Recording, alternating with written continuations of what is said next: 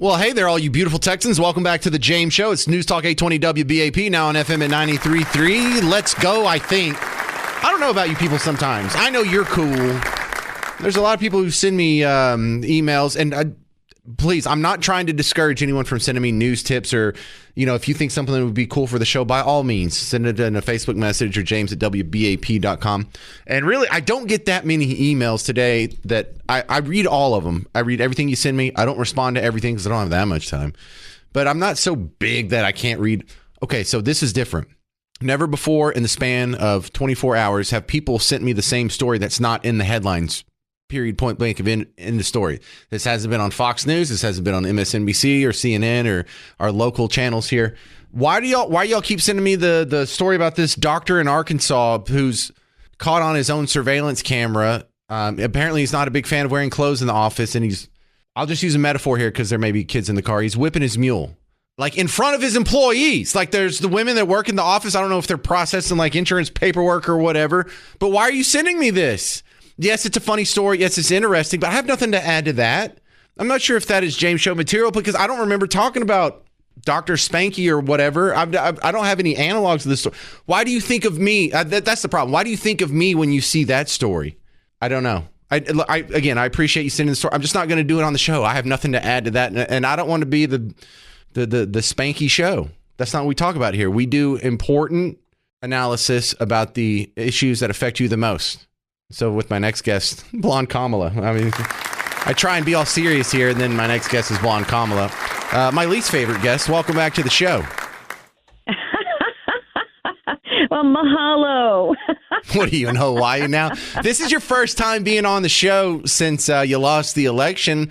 What are you doing these days? You got a little more free time, or are you just hanging out? How's it going? Well, listen, right now I am enjoying a nice Mai Tai. We are in Hawaii right now.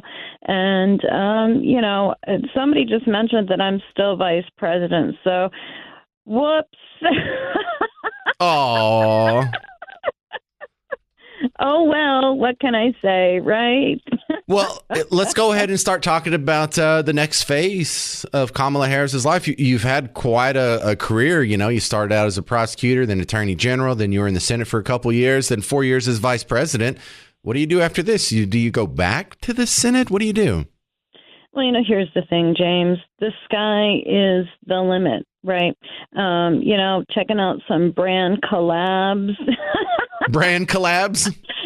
Yeah, some brand collabs and, hey, heck, maybe a run for governor of California. I mean, literally anything I want to do. I've got somewhere an extra $20 million just landed in my pocket. So yeah, where'd that come from? Right. You would be a good spokesperson for nitrous oxide. That would be a good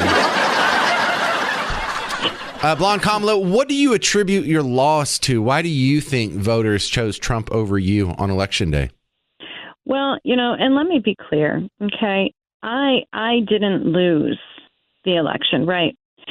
The people around me lost it for me, okay? I mean, I take no blame for any of this, okay? It was bad people.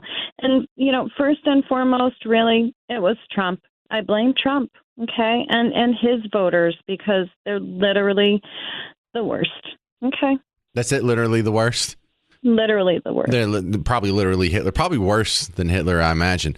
Clearly. Listen, I don't want to talk to Blonde Kamala. I despise this lady. Can you turn around and give the phone to Elsa Kurt real quick? Hey, my friend, how are you? Oh, thank God. I was going to try and do that the whole segment. I can't stand it because it's so close to reality. However, Elsa Kurt, what are you doing now? Are you going to have to pivot in some way in this new post-Kamala landscape? Yeah, I mean, no choice. And listen, no complaint about it. I am perfectly happy with pivoting. And I'm excited to see where it goes, to tell you the truth. We've got some things in the works. I don't know why I say we. It's me. I've got things in the works.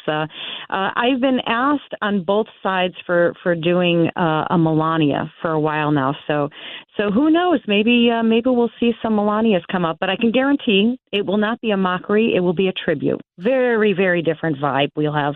Well, forward. Dude, if I had a nickel for every comedian that did the Slovenian accent, I'd know. Probably have a nickel.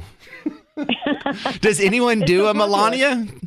Listen, I have not seen anyone do one. Maybe there's been a few, like maybe SNL did some insulting ones, some mockery ones. I guess that kind of counts because I think Cecily Strong did it a few years ago, but she's not around anymore, and that's Right. sort of a one-off. I don't know anyone that's that does a Melania. So good, work that out. We'll have to have you back on the show. So I love it. The rest of your show is pretty serious here. I would like to ask Elsa Kurt her serious thoughts on this latest escalation with Russia. We now have done a missile sortie with American missiles that went from Ukraine into the Russian homeland. Russia has responded saying, yeah, if they hit the wrong thing, this could be a nuclear escalation. And then Putin said right before the James show began today that, no, I'm not saying we have plans to nuke anybody. I'm just saying if we did, it would start with the UK.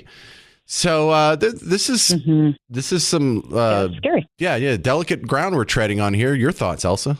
Yeah, it's serious and scary, and really what a big testament to what a garbage can dumpster fire administration this is. This was, in my humble opinion, a deliberate move on this administration's part to hand over an absolute unequivocal mess to Trump to dig us out of, and with no regard for the American people, no regard for the rest of the world. And Putin gave warning. He gave warning in September that this would be the case. If this happened, this would be how he would interpret it and how he would act. So they knew, and here we are looking at some really scary stuff. So January 20th can't get here fast enough. It really can't. Listen, you've got good comedic instincts. You don't have to answer this now, but if you think of anything good, I bought the domain blessedbethefruit.org, and I'm going to just keep pretending like I'm pushing that on the show to get people scared to go there. And I'm soliciting what you think should be at blessedbethefruit.org. Now, we've already got some of the obvious stuff. You should have a link to the Amazon Handmaid's Tale costume. I found a good review on YouTube of people testing out different hair clippers. So we've got a lot of recommendations like that. If you can think of anything to add to blessedbethefruit.org, I'd love to tap that comedic mind of yours. I will put my thinking cap on and give you my input. All right. Well, what about you personally, Elsa Kurt? Have you joined the 4B movement? Have you taken a vow of celibacy? Can you imagine the absurdity of these women? I know. The answer is a flat out nope, not a chance in heck about that happening. Yeah, I mean, listen, I'm just sitting back with my bowl of popcorn and just watching the antics and the absurdness and stupidity. These are people that are angry that RFK Jr. is going to make food healthy again. They're angry about that, and they're protesting. Come on. There's some real obvious paradoxes here. It's like you're upset that people don't want you to have an abortion, so you're going to take a vow of celibacy. Do you know how that works? And then you roll. Exactly. I love the irony. Right. You roll that up with the other stuff they're doing. They're like, hang on. If you've joined an organization or a movement that has you shaving your head, taking a vow of celibacy, and swearing off your family, I think you're in a cult. Exactly. Isn't that what that's called? You might be in a cult. All right, there she is. Blonde Kamala, Elsa Kurt. How do they find you online? ElsaKurt.com is the fastest, easy way. All the links are there. Thank you so much. Thank you very much. I want to hear some blessedbethefruit.org recommendations from Blonde Kamala. That'd be great. Coming up next, Carroll ISD is considering allowing up to 10 armed employees in school. Some people are concerned this will make their kids less safe. I don't understand that. What do you think? 800-288-9227. 800-288-9227. I'll tell you what I think next on The James Show. I'm James Parker. It's News Talk 820 WBAP, now on FM at 93.3. Hey there. Welcome to The James Show. News Talk 820 WBAP, now on FM at 93.3. The headline is actually a pretty good description of what the heck's going on here. The headline says Carroll ISD considers allowing up to 10 armed employees in schools.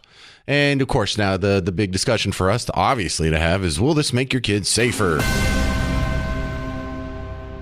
Look, we don't know because we don't have a body of evidence, because we haven't done this yet where we take a school campus and let's get just 10 people in there and arm them. But it can't be worse, can it? What could be worse than what happened at Uvalde?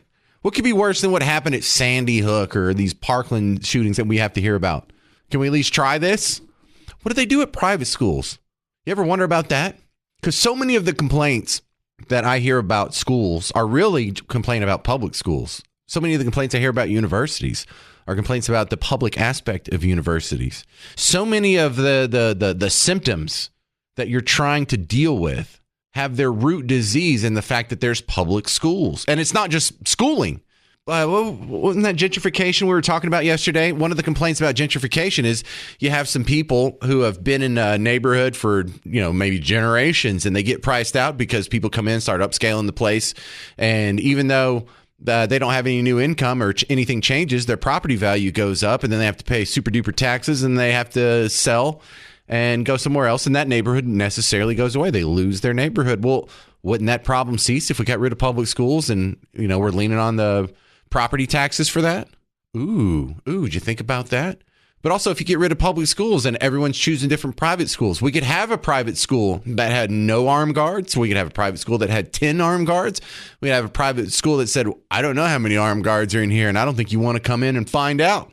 You can have a school that arms teachers. You can have schools that don't arm teachers. And so when they say, well, you can't have you crazy teachers running around with a gun, they're going to shoot a kid, or a kid will find it and shoot him. Well, prove it. Let us have a school. Let us try it somewhere, and we'll see if your little guns are scary theories actually come out to play in the real world, because I suspect that they won't. But the inherent problem with this isn't necessarily the gun policy or the safety policy. The problem we have here is these are public schools. If these were all private schools and you didn't like what Carroll ISD was doing, you would just pull your kid out and take him to another school. You can't do that when they're public schools. You have a built-in prepaid monopoly on where your school dollars go. And only after all that money has been taken and used against your will, you have to come up with money on top of that for you to actually choose your school. Is that really a better system than just going completely private? I don't think so, but let's try it. Let's try it. Let's see what happens. Let's compare. Let's get rid of public schools, or let's change the rules to where it more represents what we would see in a private school situation. School vouchers would be a good start to that, and see how it compares. See what happens to our scores. See what happens to our discipline issues. See what happens to gun violence in schools. See if they really are safer, or maybe they're less safe. Maybe it does turn into a shooting gallery. Then you'll be proven right, and you can tell me I'm wrong, and you can shame me because kids died, and it's James' dumb policies that caused it. But if you're fighting this, then you're scared to even find out. You don't even want to know the truth if you're fighting this. We can't have one school that tries the armed guard thing. And I'm not saying we do need armed guards. I'm not saying we don't need armed guards. I'm saying we should just be indifferent to the whole thing. Because the whole school shooting phenomenon didn't happen until we made them gun-free school zones. You realize that's not just a coincidence. I know you realize that's not just a coincidence, but I need you to be saying that to these other people who are just finding out like, oh, I didn't really put that together. Here's what I think. What was the rules before the school shooting phenomenon started? Go back to that. And just like so many of these other issues, it's not going to be solved by government action. This new problem was created by government action. It's going to be solved by a repeal of government. It's going to be solved by scaling back government, decreasing the rights and the power of a federal government, and increasing the rights of the people, and maybe a state or local government will take over some of those responsibilities. But what were the policies before we had the school shootings? How about we just go back to that? We can't do that. Did we used to allow guns on school campuses? I can tell you absolutely we did. I know it's different because I'm from Bug Tussle, and just because I went to school in a chuck wagon, it's not totally different. No, jokes aside, when I was going to school, my dad was dropping me off. There was an old truck that had a gun rack in the back, and sometimes, horror beyond horrors, there would actually be a gun in there. And that would mean my dad is dropping me off at school, and he has a gun on campus. And it's so weird. The gun never jumped out of the truck and started shooting at kids. And even though I had access to a gun, I didn't say, oh, here's a gun. Let me just start shooting. Hey, Scott. Hey, Jeff. Hey, Miss Watson. No, it never happened. Never happened once. So I can understand the specious argument that, kids will be safer as long as guns are outlawed. But that's not what happened in the real world. And specious, am I using too big a word there, Garrett? Meaning it sounds like it could possibly be true, but it's not. I understand. You think, if you're not raised around guns and all you've done is listen to TV and your professors and your favorite actors, you probably think guns are scary. And you don't understand that guys with guns that go to school are only stopped by other guys with guns. In fact, in all of these mass shootings, they're only stopped by other guys with guns. The shooting ends when good guys with guns show up. Even if it's not at school, even if it's at the Bataclan shooting in France, if it's at the shooting that happened at the Pulse nightclub in Orlando. I mean, we know how I can only think of one mass shooting in my entire life that didn't stop when a good guy with a gun showed up. It was the Aurora, Colorado one where the guy goes into the Batman movie. He ran out of bullets and then he just sat there waiting for the cops to show up. That's the only one. And so the sooner we can get a good guy there with the gun, I think the safer the kids will be. I hope Carol goes through with this policy and we can at least have a body of information that says, oh, you guys were wrong. Because this is what we have now. It was 2015, 2016, when Texas passed the new law that said you can carry on a college campus. You're an adult. If you have a CCL license or whatever it's called now, LTC license that you can carry on college campus. You were told this would make college campuses less safe. You were told this would lead to shooting and violence on college campuses. How many shootings have we had in Texas college campuses since that law passed and has been enacted? Oh, that's right. Absolutely none. Zero. So not only were they wrong, they were 100% wrong, but now we have the body of information to throw back in their face. The media is not going to do it. I'll do it here. You can have that little nugget to throw around next time someone brings this up at a school board meeting, or maybe you're at Thanksgiving with your Team Blue aunt or kids or whatever. But good on you, Carroll ISD. Allow 10 armed employees in school. Hell, allow 20. Allow 100. Allow half of them to be armed. I don't care. We'll find out if this makes your kids safe or not. I'm not expecting any apologies when all these people who are trying to infringe on your rights turned out to be wrong about guns yet again. 800-288-9227, 800-288-9227. Your thoughts on guns in school. I'm James Parker. It's The James Show. News Talk 820 WBAP, now on FM and 93.3. Hey there, welcome to The James Show. News Talk 820 WBAP, now on FM at 93.3. I'm a big fan of McDonald's. I think it's good food.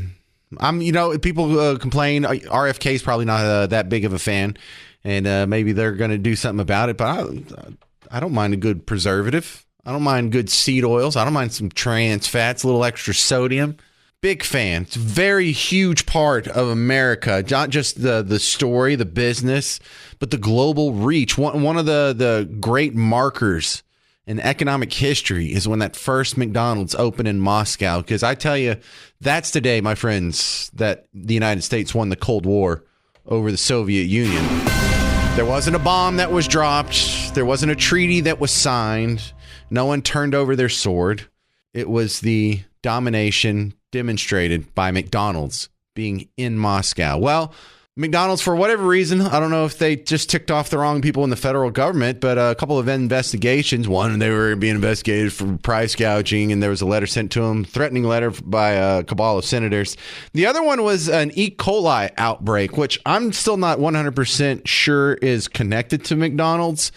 But they took a little bit of hit. They're trying to recover, and we have a restaurant industry expert, Sharif Mitchis, is back on the James Show. Do you think McDonald's is going to recover from this latest E. coli outbreak? Yeah, they're obviously going to recover. It's going to take a little time. And it's going to take a little money, all right? And so they've already come out and said they're going to spend $100 million on trying to make this right. Now, so, how do you spend $100 million to erase an E. coli outbreak? We're going to do a bunch of commercials, talk about how much we love washing our hands. That's 35 million of it, right? Probably. That's right. They're gonna show where the food's coming from, the farms again, and that their food is safe, right? They got to get that message out. They got to convince consumers again that they can trust McDonald's. Well, and then the other, go ahead. Well, I was going to say the one example I have from recent history of this is our friends over at Chipotle had a E. coli outbreak a few years ago. And it wasn't that bad, I thought, but their stock got crushed. And, of course, it recovered, but it took a really long time. It did take a long time for them because their whole mantra, though, was fresh food, right? They're like, we're better for you food. To your point earlier, McDonald's doesn't rest on their laurels of their food is the freshest, right? It's processed, and it's not the greatest for you. And it's McDonald's, though, because everyone loves McDonald's at the end of the day. So they're going to spend a bunch of money on getting you back, and they're going to give, $1 Big Mac deals and $2 meal deals, and that's where they're going to spend the other $65 million. Do you think the E. coli outbreak it was rightfully attributed to them, or do you think this is just a horrible mistake, or you're not sure? Well, it's definitely was in their restaurants, but they don't own the farm, right? Where the onions came from, it's a supplier. Every restaurateur, every restaurant chain doesn't grow their own fruits and vegetables, right? And so they purchase it from farms. And unfortunately, sometimes one of those farms makes a mistake, and you get painted with it. No one remembers the farm where the onions come from. They just remember they ate those bad onions at a McDonald's. So as a brand, you get painted with that brush. So how does the process work here? Like a handful of people get the runs and they have to go to the hospital, and the hospital reports this to the CDC or FDA or whomever? Like, what's the chain of information look like? Yeah, so usually when it starts out with a couple cases, it's tough for people to connect the dots. So when it gets to be 30, 40 cases, these hospital groups, especially when this originated like in a very specific area in Colorado, right? So it normally happens in a specific area. Some of the hospitals start seeing a surge of a certain kind of case like E. coli, and then they start to get the puzzle. They got to piece together where all these patients, what they had in common. And so they figured out, well, all these patients were at a McDonald's, and then all these patients had a Big Mac. And then in the Big Mac, it was the onions. So it's a bit of an investigative, process, but they piece it together. Do you recommend anything different than other restaurant chains? I know you kind of oversee a nice portfolio of restaurants. Do y'all do anything different for E. coli or similar contagions? Well, I think at the end of the day, you got to trust your partners, as I mentioned, right? So it's a lot of going back and understanding who's growing your produce, what the process they use, what's the sanitation process, the cleanliness, who's checking it, how many times does it get checked? You just got to be on it, right? As a supply chain, you're responsible as a brand to not get your guests sick. And so it's just really staying on top of it. And unfortunately, when you get as big as a McDonald's, some of those checks fall between the cracks, right? And mistakes are made. All right. Tell them your background, your holdings, and how they find you outside of WBAP. Yeah, so we're with a group called Bricks Holdings, and we've got 8 brands around the area. So if you've ever been to an Orange Leaf frozen yogurt or a Red Mango or a Super Salad or a Smoothie Factory, those are our brands, and we love serving fresh, wholesome, great products to our guests. Fantastic. Thank you for your expertise, Sharif Mitchis from Bricks Holding. Appreciate it, sir. Thank you. And I know you're not worried about the well-being of McDonald's and a multi-billion-dollar international corporation, but I don't like to see anybody slandered like that, and I will defend the good name of a classic American brand when I think it's being wronged. 800-288-9227, 800-288-9227. I'm James Parker. It's The James Show. News Talk 820 WBAP, now on FM at 93.3. Welcome to The James Show. I am your host, James Parker. How you doing? 800-288-9227. If you want to get that call in, this is going to be your last segment to do so. We were talking about the E. coli outbreak with McDonald's, and they're going to recover. It seems really shady, the confluence of bad things happening to McDonald's at the same time that all happened within like the 48 to 72 hour span after the very positive Donald Trump McDonald's visit. Oh man, am I too cynical? Are you right to be suspicious of that as well? Let's ask Jim in Louisville. You're on WBAP. What do you think, Jim? Well, that's exactly what I think. This all happened, like you say, within 48 hours of that. And like Trump, McDonald's will be just fine. Probably going to help them. I hope so. I went out there and when this was all going down, I was like, I'm going to support McDonald's. I'm going to go get a quarter pounder. I'm going to go get specifically the sandwich that's being blamed on the E. coli outbreak. And it wasn't on the menu here in downtown Dallas. Now, none of the E. coli outbreak happened here. But, some people hear us talking like this, Jim, and they're like, listen to these dupes, listen to these absolute simps for a multinational corporation. They're simping for billionaires. And I think you probably know this and I know this, but there's a lot of people who don't understand that, the guy who owned that McDonald's where Trump was, he owns a handful of McDonald's. He's not one of the super elite. He's not a billionaire. He's not like on the level of Jeff Bezos or Bill Gates and all those guys. He's an upper middle class fella, maybe millionaire at this point. Barely. Yeah. But that's such a watered down term because of inflation these days. And I have a feeling that they were just punishing that guy. And look, even if they inadvertently punish a handful, dozens of other franchisees, most of those a-holes were probably voting Republican anyway because they want lower taxes and corporate breaks and all that stuff. So, yeah, just the hatred of the capitalist class, and that's what the lowercase c, the capitalist class. That is.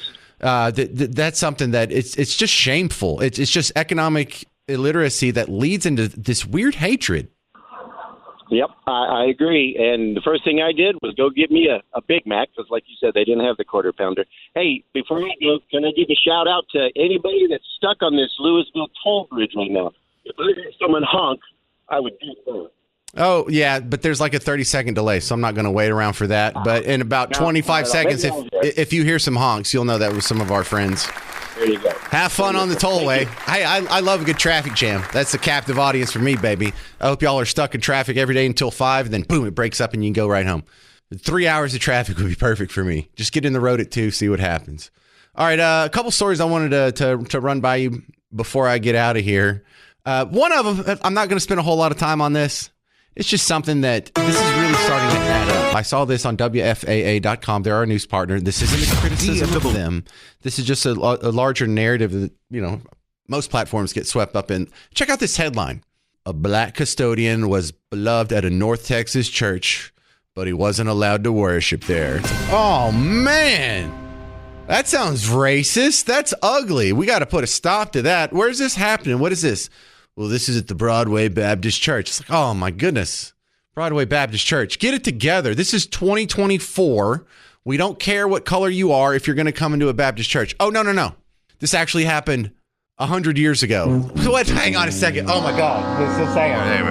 So this black guy got a job as a janitor at a church 100 years ago, and you're writing a story now about how horrible it was that he wasn't allowed to worship there. It's like, this is so pathetic, y'all.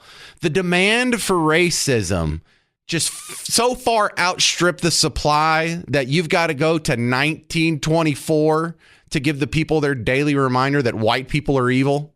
It's exhausting. And one of the things that is different, like when I walk around in my hometown of Bug Tussle, there's not constant reminders of racial animus throughout American history. But I can walk in like a 10-block stretch around here, and I'm going to get hit about every 10 steps with a civil rights marker of some sort.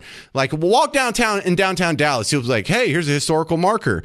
Yes, this was the Adolphus Hotel, and across the street, a man was lynched in 1919. It's, oh, my goodness, what the heck?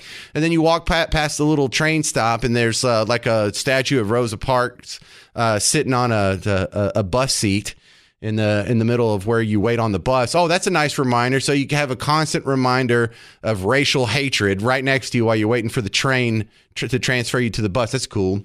You keep walking past that block. There's like a cute little waterfall. It's a beautiful fountain with some like black marble behind it. But then it says like until freedom and equality flows. And it's like a quote from Martin Luther King. You have like a constant, incessant reminder of racial hatred and animus.